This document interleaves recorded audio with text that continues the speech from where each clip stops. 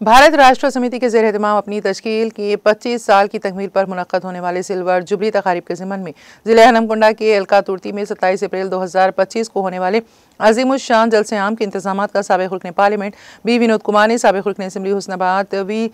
सतीश कुमार के हमरा दौरा करते हुए तफसीली जायजा लिया और मुतालिका कायदीन को ज़रूरी हिदायत दी। बालिज़ा मीडिया से बात करते हुए उन्होंने कहा कि जलसे आम के इनेकाद के लिए मुकामी किसानों ने बज़ात खुद अपनी अराज़ियात को पेश किया है, जो कि खुश आइन और किसानों व साबिक़ वज़ीर आला के चंद्रशेखर राव के माबैन गहरे दोस्ताना रवाबित का मज़हर है। उन्होंने रियासती अवाम को कसीर तादाद में जलसे में शरीक होकर कामयाब बनाने की अपील की है।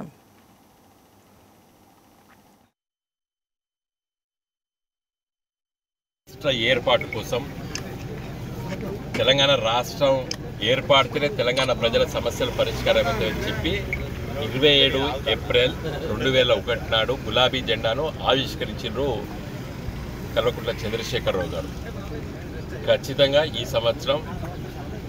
ఏప్రిల్ 27 అంటే ఈ నెల ఏప్రిల్ 27వ తారీఖుకి 25 సంవత్సరాలు నిండుతాయి. ఈ 25 సంవత్సరాల ప్రస్థానంలో తెలంగాణ రాష్ట్రాన్ని సాధించి